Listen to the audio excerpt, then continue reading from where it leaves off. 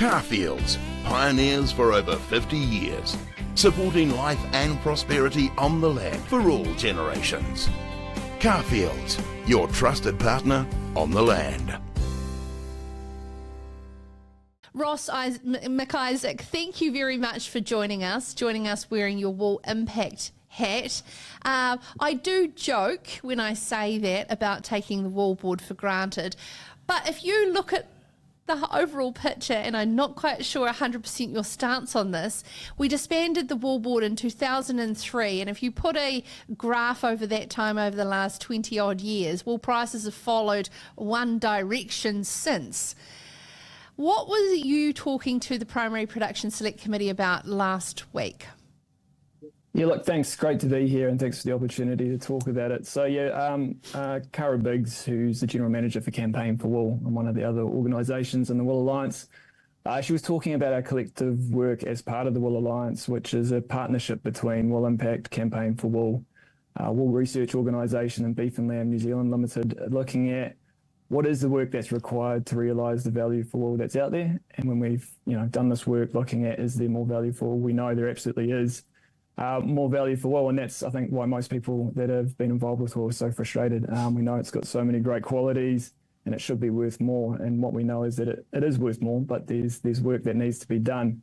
And to your question, we've obviously seen what happens when we don't do that work. So we've got about 20 years of underinvestment, and we've sort of seen the results. So we're working on what do we need to do, and we're working with the people in the partnership, but also outside of it. So we've spent over 6 months talking to people on the industry side around what we think is needed and making sure that they agree with that and we make changes based on what they're experiencing as well. I think the really key messages here is that, there's more value there for wool, but we actually need to do some work for it. Is it a realistic opportunity or realistic that the wool levy could come back in whatever shape or form? Is that actually realistic? Yeah, and so we've actually done some baseline surveys around what level of support there is, and that just came through recently. And so what we found is that there's over 50% support for a new organisation to be put in place, and around 51% support for a levy to be reintroduced. And now there's obviously a lot of caveats around that, and we've got to really put forward a compelling case as to what that levy would be used for, and that it will deliver sufficient return on investment. And we've heard loud and clear the issues and I suppose the challenges that have been there from back in the wool board days, but also what's been done previously. And we've very much listened to that. And the important part for us and thing that we're really focused on is that whatever we develop absolutely has to be really lean and focused on what it's looking to do. No bigger than it needs to be is one of the quotes we got given, which I think is very fair. And we have to be really transparent about how we actually use those funds, where they get spent and what they're actually delivering on. So on that, what would that look like in what you're proposing in your research, and what hasn't worked previously but timing could be of an issue then and different now? What does that look like around structure, around remit? We've put a conceptual model out to the industry, and we've shared that with some growers as well. We've been at a few different events and testing our thinking and getting people to interrogate it. So a lot of it is sort of the enabling work that we think is needed in support of people across our supply and value chains. I think sort of a good example is talking to a recent user of wool. They framed it up as, for an industry getting whomped, we make it actually really hard to use wool. And I think that's been the case for a lot of people, is that when they've tried to use wool, when they've tried to promote it, to sell it, to specify it, to innovate with it, it's been hard. And so this is about trying to make it easy. So we need to deliver on a range of work, ranging from, education and training, to wool harvesting level, right through the supply and value chains. We've got to have industry standards that are consistent and deliver on market needs. We've got to have insights and evidence for fibre, for our farms, for products.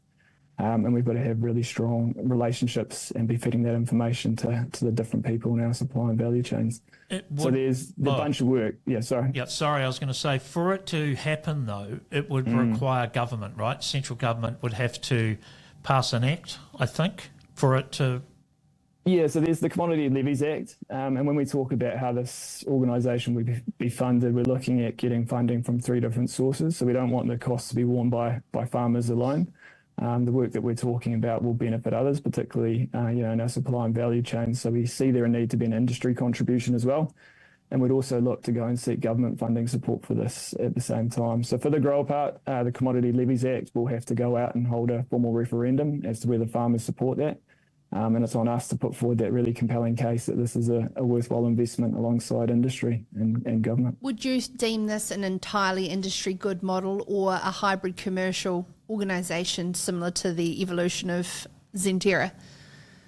It is industry good in the sense that it's non-transactional. When we've looked at what's needed for wool, we've also been looking outside of the wool sector and outside of New Zealand. We've had conversations with different organisations, particularly when you're starting to look at not just having a grower-funded organisation or a farmer-funded organisation, but one that actually gets contributions from industry as well. And so that work is not really just exclusively pre-farm gate. Most of the work we're talking about is going to be post-farm gate, but about delivering value back to the farm gate. And there's a shared interest there for industry and for growers. Industry needs wool to be profitable for it to continue to be produced.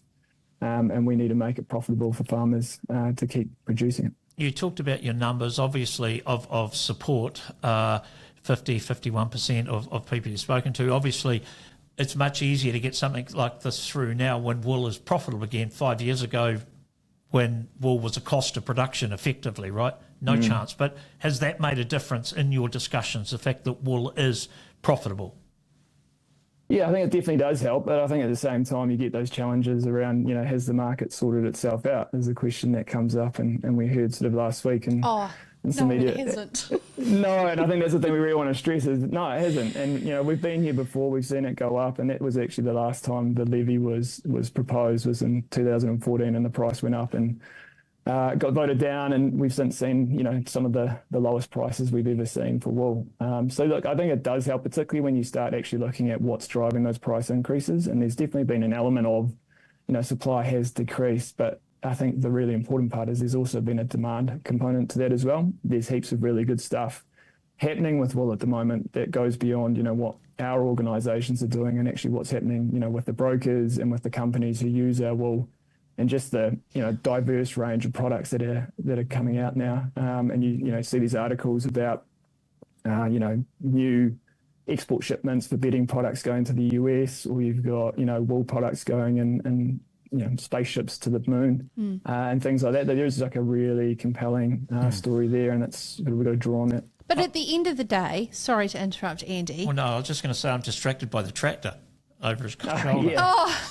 But at the end of the day, and you talk about it in your commentary around this, it's about providing transparency. The people that do not want the transparency are the fragmented nature of how we transact wool and the number of brokers. So innovation's one thing, but it's a little bit like the meat industry. It's only a small percentage really when it's still a bulk commodity product. Yeah, and we've got some great examples again of where value's being created. And I think, we've got certifications or differentiation of fibre where you're starting to get a premium above the market. But what we want to make sure is that baseline market price is lifting as well. And so this is about working in support of those who sell our wool to make sure that we actually get that competitive tension in the market like we've seen over the last 6 months and actually sustain that into the future. So we've got ongoing increases in the price of wool, because I think if we sort of say, the status quo remains, then we probably will see, the past repeat itself. So, this is about how do we actually keep that tension in the market and keep that price going up. Thank you very much for the work that you do, and we'll be following this closely, Ross, in support of some transformation to the wool sector that everybody would really love to see. That's Ross McIsaac from Wool Impact, part of the Wool Alliance. Whatever your farm needs, machinery, seed, livestock or finance, Carfields has the solution and the expertise to back them up. Find out more at carfields.co.nz.